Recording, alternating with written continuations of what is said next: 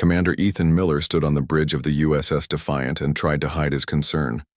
This was humanity's first official contact with an alien civilization, and everything had to go perfectly. The ship hummed quietly around him, the best technology Earth had to offer. Still, compared to the massive crystal structures of the Zenturian vessels now visible on the main screen, the Defiant looked like a child's toy. "They're hailing us, sir," said Communications Officer Ben Wright. His voice was steady, but his fingers tapped nervously against his console. "On screen," Miller ordered, straightening his uniform one last time. The view screen flickered, and the image of a Zenturian appeared. The alien had blue-gray skin, 4 eyes arranged in a diamond pattern, and a mouth that seemed too wide for its narrow face. It wore something that looked like armor made of the same crystal material as their ships. "I am Ambassador Zix of the Zenturian Harmony." The translator converted the series of clicks and whistles into English. "State your purpose in our territory." Miller stepped forward. "I am Commander Ethan Miller of the United Earth Defense Force. We come seeking peaceful passage through your sector and to establish diplomatic relations between our peoples." There was a pause as the translation reached the ambassador. Then, something unexpected happened. The alien's wide mouth stretched even wider, and a sound like metal scraping against glass filled the bridge. The translator identified it as laughter. Other Zenturians moved into view behind their ambassador. They too began to make the harsh laughing sound as they looked at images of the Defiant. "Is this truly the best vessel your species can produce?" the ambassador asked once the laughter subsided. "It is remarkably primitive." Miller felt his face grow hot, but he kept his expression neutral. "The USS Defiant represents the most advanced technology currently available to humanity. We are a young spacefaring species eager to learn and grow."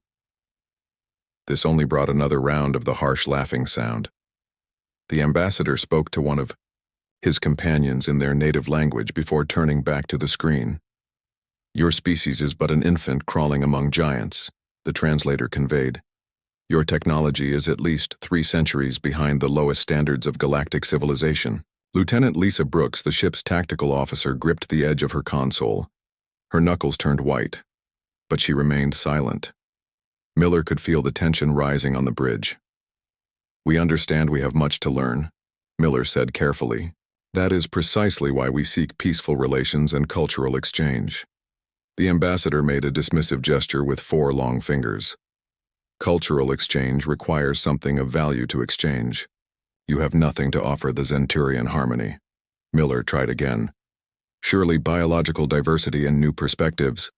"Enough," the ambassador cut him off. "Your request for passage through our sector is denied. The borders of your solar system are now closed. Return to your homeworld and do not venture beyond it again without permission." "This is not a negotiation." The bridge fell silent.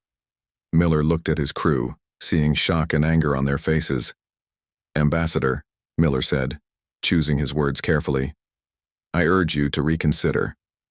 Isolation would harm both our civilizations. Surely there must be some arrangement." "There is nothing to discuss," the ambassador interrupted. "We have scanned your vessel. We know the limits of your weapons and defenses. They are amusing. A small defensive fleet will remain at the edge of your system to ensure compliance with our directive. Any attempt to move beyond will result in immediate destruction." Miller stood straighter. "The people of Earth will not respond well to threats, Ambassador."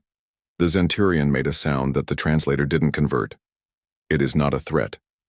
It is simply reality. You may believe yourselves important, Commander, but in the vast scheme of the galaxy, you are less than insects.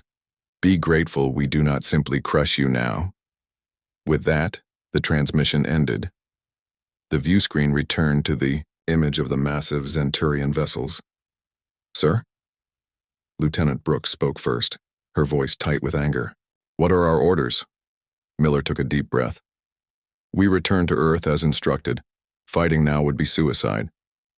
"They're laughing at us," said Navigator Steve Garcia, disbelief in his voice. "Let them laugh," Miller replied, his voice hardening. "For now."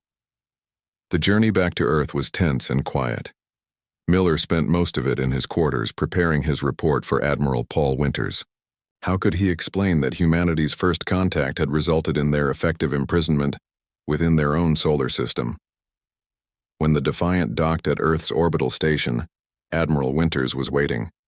His weathered face showed no emotion, as Miller delivered his report in the privacy of the station's secure conference room. "So they see us as primitives," Winters said when Miller finished, "and they've set up a blockade to keep us in our own backyard." "Yes, sir. Their technology is far beyond ours. The scans we managed to take show weapons systems we can barely understand, let alone counter." Winters was quiet for a long moment.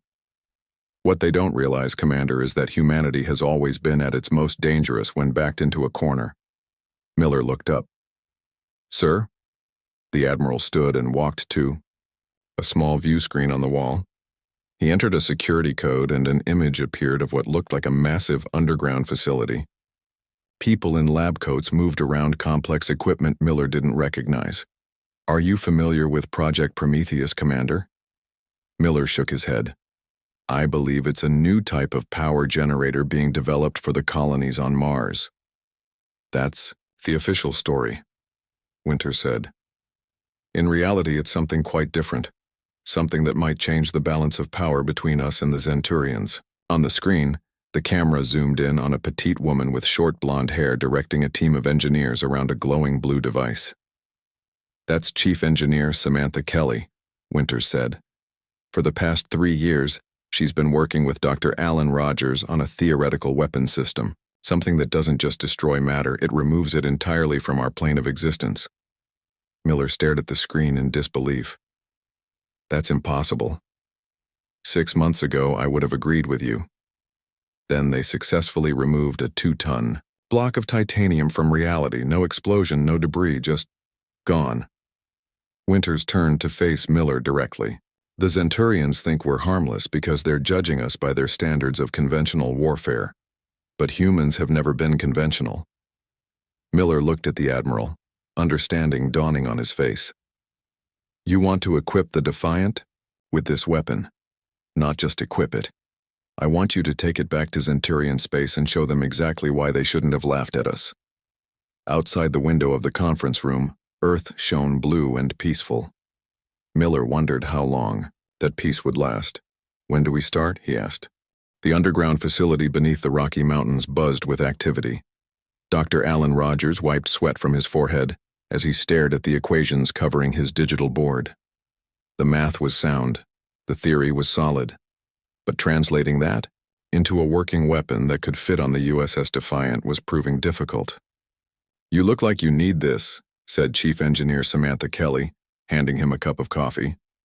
Her blonde hair was pulled back in a messy ponytail, and dark circles under her eyes suggested she hadn't slept much either. "Thanks," Rogers said, taking the cup gratefully. "I think I've solved the power distribution problem, but the targeting system is still giving me trouble." Kelly looked at his equations and nodded slowly.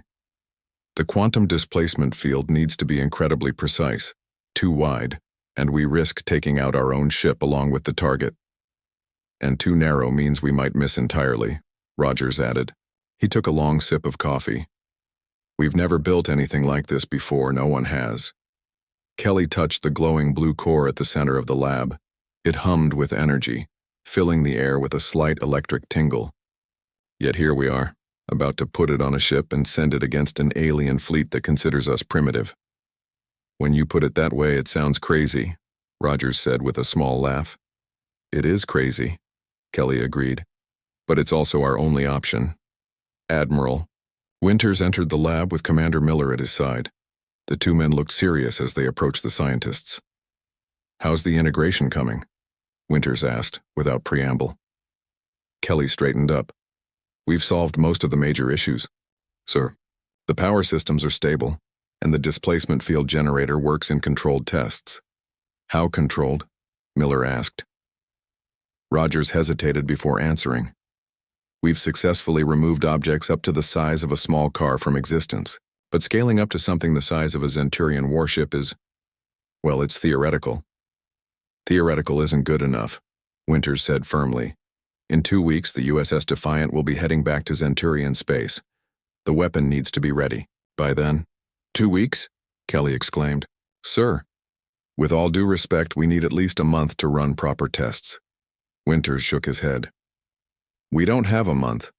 Our long-range scans show the Zenturians are bringing in more ships to reinforce their blockade. Soon, we might not get a chance to break out at all. A tense silence fell over the group. Finally, Rogers spoke up. We'll be ready, he said. But I want to go with the Defiant. The system will need adjustments that only I can make. Miller looked surprised. Doctor, this isn't going to be a scientific mission. We'll be heading into hostile territory. I understand that, Commander, but this technology is too new, too untested. If something goes wrong, you'll need me there to fix it. Winters and Miller exchanged a look. Then the Admiral nodded. Granted, you and Chief Engineer Kelly will join the Defiant's crew for this mission. As the two officers left, Kelly turned to Rogers with a concerned expression.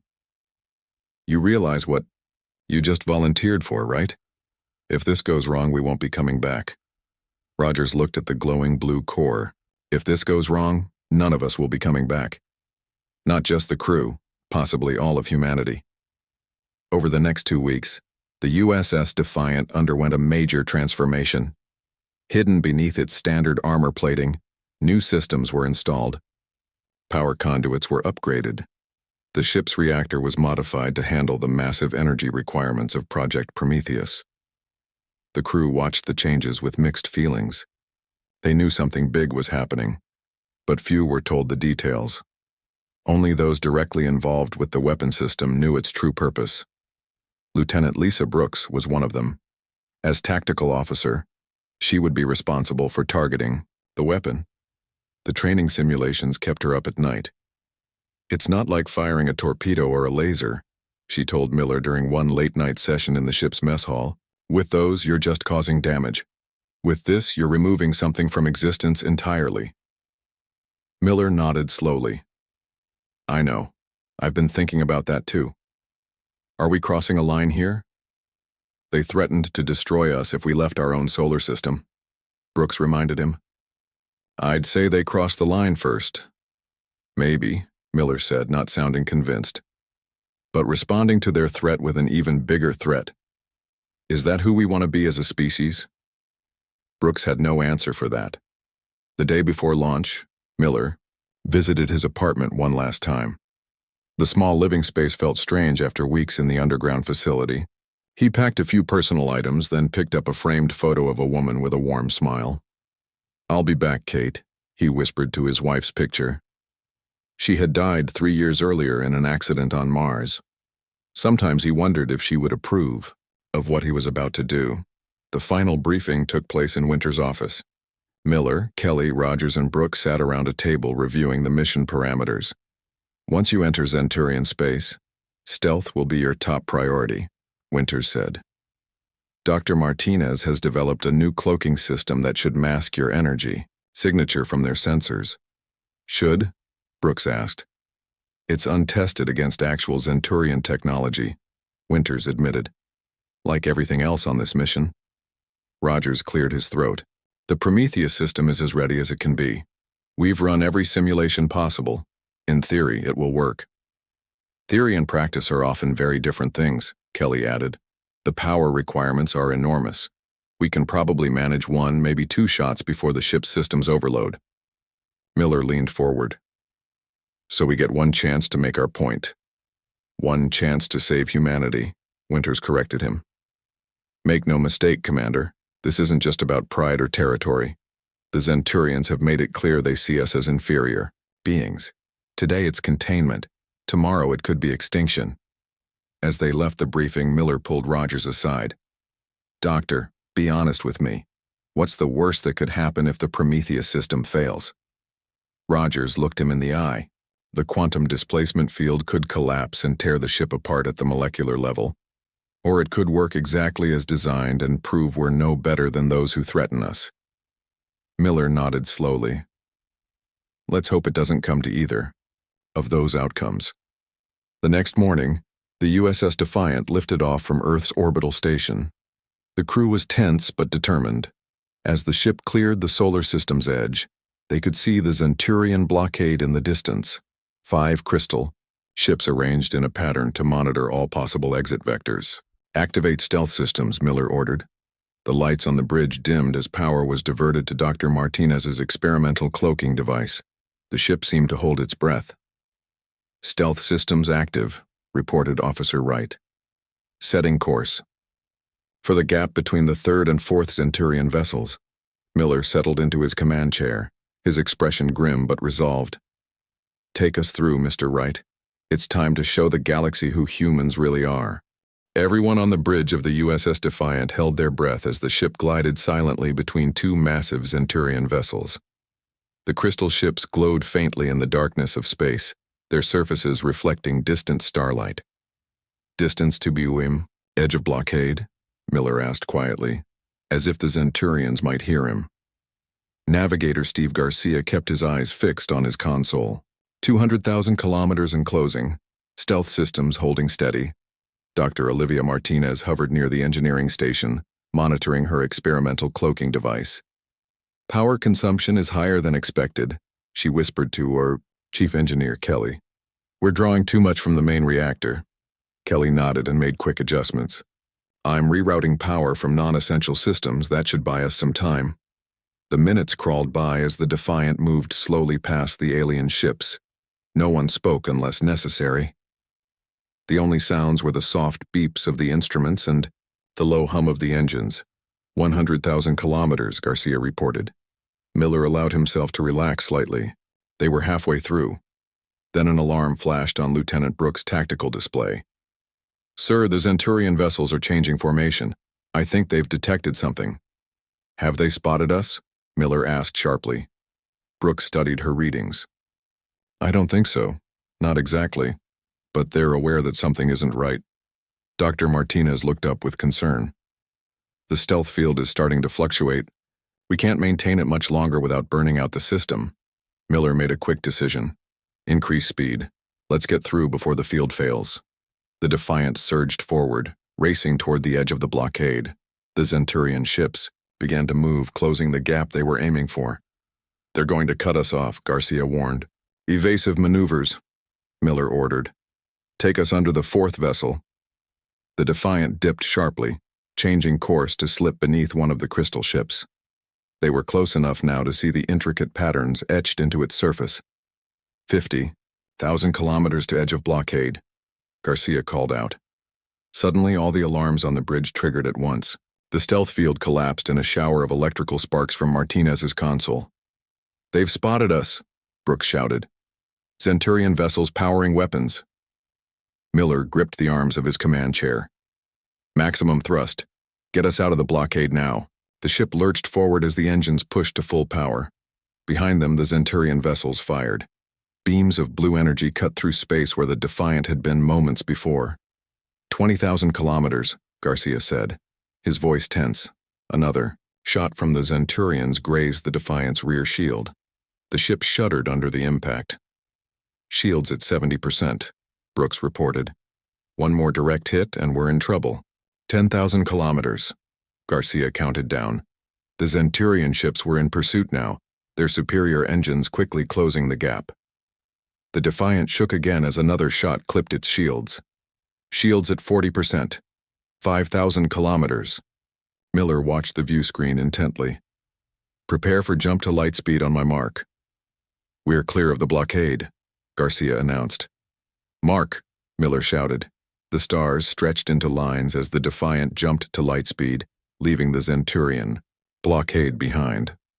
The bridge crew erupted in cheers and sighs of relief. Miller allowed himself a small smile.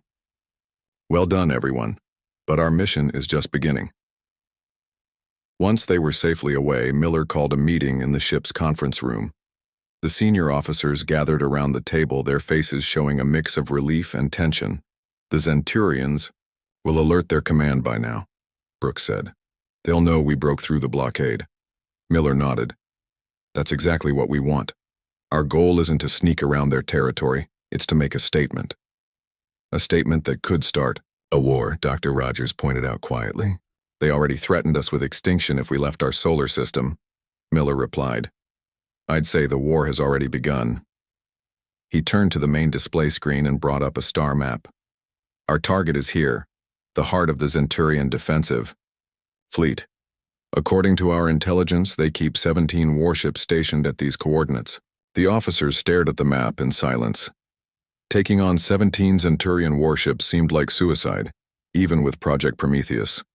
Sir, Lieutenant Brooks said hesitantly, even if the Prometheus weapon works perfectly, we can only fire it once or twice before our power systems overload. I'm aware of that, Lieutenant, Miller said. That's why target selection is crucial. We're not here to wipe out their fleet. We're here to show them what we're capable of.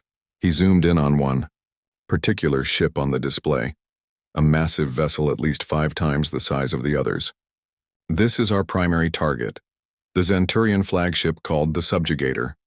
It's the personal vessel of Fleet Commander Zix, the highest-ranking military officer in this sector. Taking out this ship will send a clear message. Communications. Officer Ben Wright shifted uncomfortably in his seat. And what message is that, sir? Miller's expression hardened. That humans are not to be underestimated. That laughing at us was their first and last mistake. The meeting continued as they discussed the details of their approach. Dr. Martinez would modify the stealth system to get them close enough.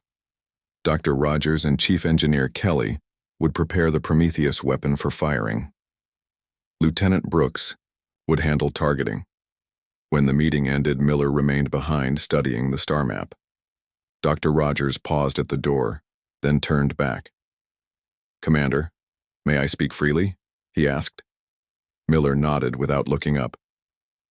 I understand why we're doing this, Rogers said carefully. But I'm concerned about what happens after. If we destroy their flagship, what's to stop them from bringing their entire armada to Earth? Miller finally looked up from the map. That's the gamble, isn't it? We're betting that a demonstration of the Prometheus weapon will be so shocking, so beyond their understanding, that they'll have no choice but to respect us. And if we're wrong? Miller's face was grim. If we're wrong, then at least we went down fighting instead of waiting to be crushed. Rogers nodded slowly and left. Miller turned back to the map, staring at the glowing dot that represented the Zenturian flagship. 3 days later, the Defiant approached the Zenturian fleet staging area. With Dr. Martinez's modified stealth system, they managed to get within sensor range without being detected. On the bridge, Miller stood with his hands clasped behind his back. The main view screen showed the Zenturian fleet, 17 crystal ships arranged in a defensive formation around the massive flagship. They're beautiful in a way, Brooks said softly, looking at the ships. Miller had to agree. The Zenturian vessels gleamed like jewels against the blackness of space, their crystalline structures catching and reflecting light in complex patterns. Sir, they're beginning to move, Garcia reported from his station. I think they've detected us. Miller nodded. The time for hiding was over. Drop the stealth field. Open a channel to the Zenturian flagship. The bridge fell silent as Wright worked his console. Channel open, sir. Miller straightened his uniform and faced the view screen. This is Commander Ethan Miller of the USS Defiant. I would like to speak with Fleet Commander Zix. The screen remained blank for a long moment. Then it flickered and the familiar face of a Zenturian appeared, the same 4-eyed, wide-mouthed alien that had laughed at them before. The primitive vessel returns. The translator converted Zix's harsh clicks and whistles. Have you come to surrender your world formally, or simply to die as an example? Miller looked directly at Fleet Commander Zix on the view screen. He kept his face calm despite the insult. Neither, Miller replied. We've come to negotiate from a position of strength. The harsh sound of Zenturian laughter filled the bridge, again. Several of Zix's officers had moved into view behind him, all making the same grating sound. Negotiate? With what? Zix asked when the laughter subsided. Your tiny vessel against our fleet? Your primitive weapons against our advanced technology? You test our patience, human. Miller nodded to Lieutenant Brooks. She pressed a series of commands into her console, sending scan data to the Zenturians. "We've scanned your fleet thoroughly," Miller said. 17 warships, including your flagship. Impressive. But I suggest you scan our ship again. You might find something interesting." On the screen, Zix made a dismissive gesture, but nodded to someone. Off-screen. A moment passed as the Zenturians conducted their scan. "Your scans will show we've made some modifications to our primitive vessel," Miller continued. "Specifically, we've installed a new weapons system." Zix's four eyes narrowed slightly as he received the scan results. For the first time, he didn't immediately respond with mockery. "Our scans detect an unusual energy signature," Zix admitted. "But nothing that concerns us. Whatever weapon you've developed, it cannot match the combined firepower of our fleet." Miller allowed himself a small smile. "We call it Project Prometheus. It's not like anything you've encountered before." In the cargo bay, Dr. Rogers monitored the quantum field generators. The blue core pulsed with increasing brightness as power flowed into the system. Chief Engineer Kelly worked alongside him, carefully adjusting the energy flow. "Power levels at 80% and rising," Kelly reported over the comm. "The system is stable, but we're pushing the reactor to its limits." "Acknowledged," Miller replied. "Stand by for target designation." On the view screen, Zix seemed to be losing patience. "Enough of this. You were warned not to leave your solar system." That warning came with consequences. The Zenturian turned and barked orders to his crew. Around the subjugator, the other crystal, ships began to move into attack formation. "They're powering weapons," Brooks reported from her tactical station. "All ships." Miller kept his eyes fixed on Zix. "I wouldn't do that if I were you, Commander.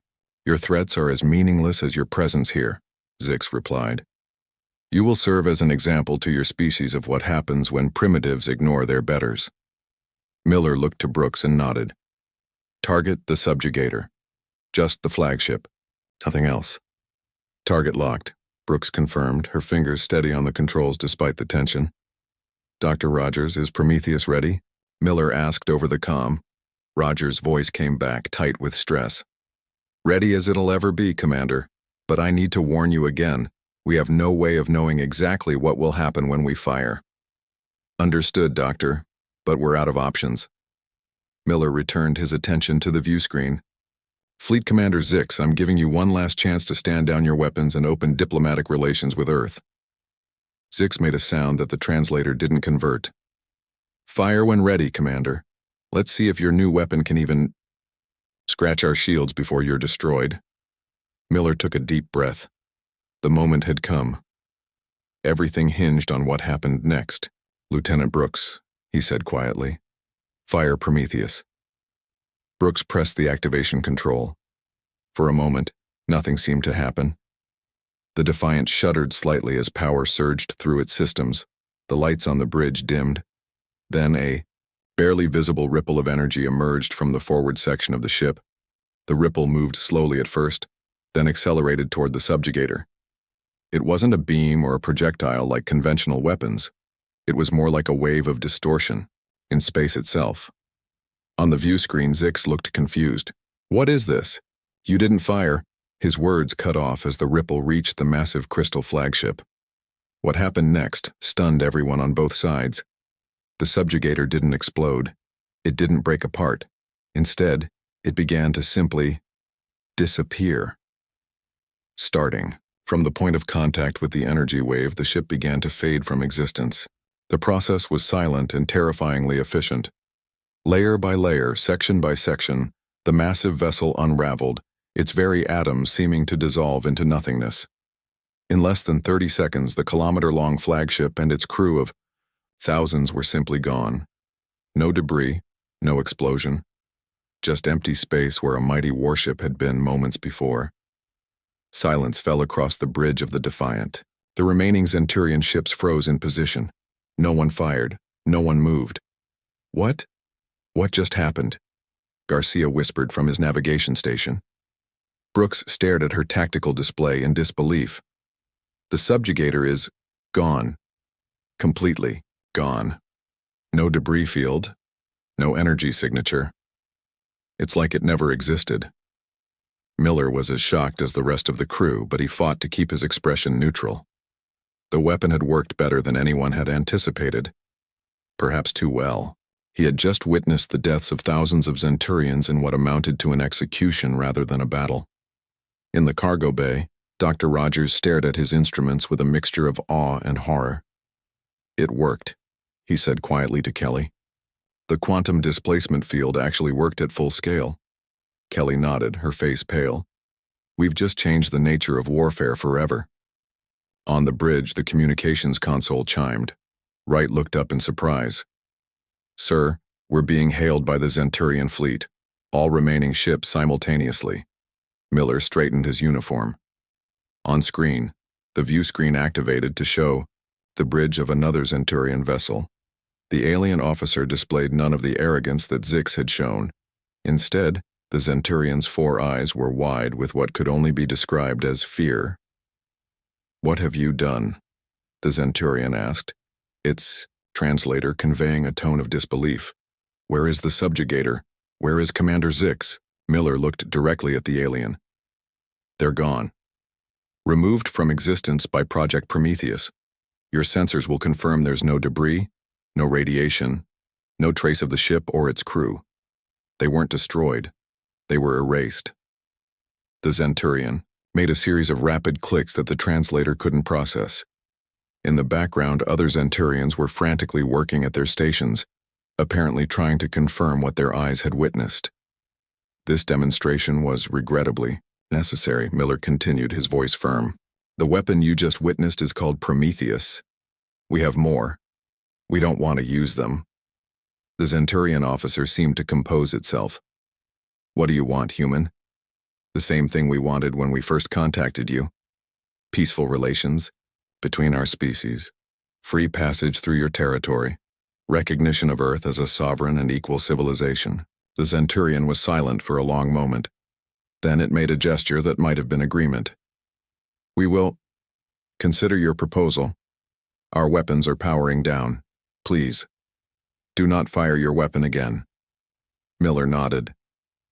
"We'll remain here while you contact your leadership. We expect a response within 24 hours. After the transmission ended, Miller let out a long breath he hadn't realized he was holding. Around him, the bridge crew sat in stunned silence, trying to process what they had just witnessed. "Did we just win?" Brooks asked quietly. Miller looked at the empty space where the subjugator had been. "I don't know if winning is the right word for what just happened, but we've certainly changed the game." The 24 hours that followed were the longest of Miller's life. The USS Defiant remained in position, surrounded by the Zenturian fleet. The crystal ships kept their distance, weapons powered down. No one wanted to risk provoking the humans and their terrifying new weapon. Miller spent most of the time in his quarters writing his report for Admiral Winters. How could he explain what they had done? They had come to make a statement, to show the Zenturians that humans were not to be dismissed, but they had done much more than that. They had changed the balance of power in a way no one had anticipated. A knock on his door pulled him from his thoughts. "Enter," he called. Dr. Rogers stepped inside, looking tired but alert. "Commander, I thought you should see this." He handed Miller a datapad. "It's the final analysis of the Prometheus firing." Miller scrolled through the data. "What am I looking at, Doctor?" "The power consumption was higher than we expected," Rogers explained. "The quantum displacement field nearly overloaded our reactor. If we had to fire again, we'd risk a core breach." Miller set the pad down. "So we were bluffing when we told them we had more." Rogers nodded. "Essentially, yes. We could fire once more at reduced power, but that's it. After that, we'd be defenseless." "Let's hope the Zenturians don't figure that out," Miller said. "There's something else," Rogers added hesitantly. "The field didn't just erase the subjugator. It created a kind of tear in space. Very small, very brief, but it was there. If we had fired at full power a second time, the tear might have expanded. With what effect?" Rogers shook his head. "Unknown, but potentially catastrophic. not just for the target but possibly for us as well. Miller absorbed this information in silence. The weapon they had created was even more dangerous than they had realized. "I've spoken with Chief Engineer Kelly," Rogers continued. "We both agree that Prometheus should be used only as an absolute last resort. The risk is too great otherwise." "I understand," Miller said. "Thank you, Doctor." After Rogers left, Miller returned to his report. He added the new information, making it clear that while Project Prometheus had achieved its objective, its use came with serious risks and limitations. 23 hours after their demonstration, Communications Officer Wright called Miller to the bridge. "Sir, we're receiving a transmission from Zenturian High Command." Miller straightened his uniform as he took his place on the bridge. On screen, the view screen activated to show an older Zenturian. Its skin was a paler blue than the others they had seen, and intricate patterns were etched into the crystal armor it wore. "I am High Commander Kraz of the Zenturian Harmony," the translator conveyed. "I speak with the authority of our ruling council." Miller nodded respectfully. "Commander Ethan Miller of the United Earth Defense Force. I'm listening, High Commander." Kraz's 4 eyes studied Miller intently. "We have reviewed the events in our defense sector. The loss of the subjugator and Fleet Commander Zix is unprecedented. Our scientists cannot explain how your weapon functions, nor will we explain it," Miller replied firmly. "The technology behind Project Prometheus will remain Earth secret." "Understandable," Kraz said, surprising Miller with the concession. "What happened has forced us to reassess our understanding of your species." The Zenturian paused, seeming to choose its words carefully. "The Zenturian Harmony has existed for over 10,000 years. In that time, we have encountered many species. Some became allies, others became subjects, a few became enemies." "And where do humans fit into that classification?" Miller asked. "That remains to be determined," Kraz replied. "But it is clear you will not fit into any of our previous categories." The High Commander made a gesture and a star map appeared on a portion of the screen. "We have prepared a treaty. The borders of your solar system will be opened. Your vessels will be granted passage through these designated sectors of Zenturian space." Miller studied the map. The proposed corridors would give Earth access to several nearby star systems, including some that were known to have habitable planets. "This is a start," Miller said, "but not enough. Earth seeks equal standing with the Zenturian Harmony, not limited access granted as a privilege." Kraz made the harsh sound that passed for Zenturian laughter, but this time it seemed less mocking and more genuinely amused. "You are bold, Commander Miller. Perhaps this is why your species has surprised us." The map expanded to show more travel corridors. "These additional routes can be negotiated over time as trust develops between our peoples. For now, we offer open diplomatic relations and mutual recognition of sovereignty." Miller knew this was the best they could hope for. The Zenturians weren't surrendering. They were simply acknowledging humans as potential equals rather than inferiors. "I am authorized to accept these initial terms on behalf of Earth," Miller said. "We will forward the complete treaty to our leadership for formal ratification." Kraz made a gesture of agreement. "Our vessels will escort you to the edge of our territory. From there, you may return to your world as recognized allies of the Zenturian Harmony." After the transmission ended, a cheer went up from the bridge crew. They had done it. They had turned humanity's first encounter with alien hostility into a diplomatic victory. 2 weeks later, the USS Defiant docked at Earth's orbital station. Admiral Winters was waiting when Miller disembarked with his senior officers. "Well done, Commander," Winters said, shaking Miller's hand. "Earth's government has approved the preliminary treaty. We're sending a full diplomatic team to the Zenturian homeworld next month." "What about Project Prometheus?" Miller asked. Winters' expression grew serious. "That's being determined. Some want to build more. Others argue the technology is too dangerous to use again." "Dr. Rogers and I fall into the second category," Miller said firmly. "Having seen what it can do, I wouldn't recommend making it a standard weapon. Winters nodded. I'll make sure your opinion is noted. In the meantime, you and your crew are being honored as heroes, the first humans to successfully negotiate with an alien civilization from a position of strength. The following day, Miller stood with Lieutenant Brooks, Dr. Rogers, and Chief Engineer Kelly in a private ceremony at Earth Defense Headquarters. They watched as the Prometheus core was locked away in a secure vault. Do you think we'll ever use it again? Brooks asked quietly. Miller shook his head. I hope not. It did what we needed it to do. It showed the galaxy that humans aren't to be underestimated. But there are better ways to make our mark in the universe than by erasing parts of it from existence. As they spoke, astronomers across Earth were detecting new vessels entering the solar system, representatives from a dozen different alien species coming not to conquer, but to talk. The Zenturians had spread word of the humans and their remarkable technology. The galaxy had taken notice. What happens now? Kelly asked as they left the ceremony. Miller looked up at the stars visible through the facility's glass ceiling. Now we do what humans have always done best. We adapt, we learn, we grow. But we do it as equals in a much larger community than we ever imagined. Rogers smiled slightly. They laughed at our warship until it erased their entire fleet, Brooks finished. Or at least one very important ship. Let's hope that's the last time we need to make that kind of point, Miller said.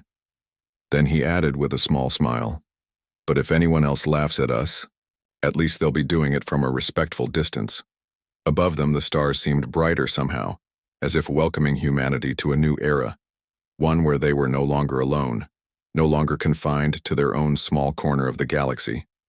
An era where no one would underestimate the determination and ingenuity of the human race again.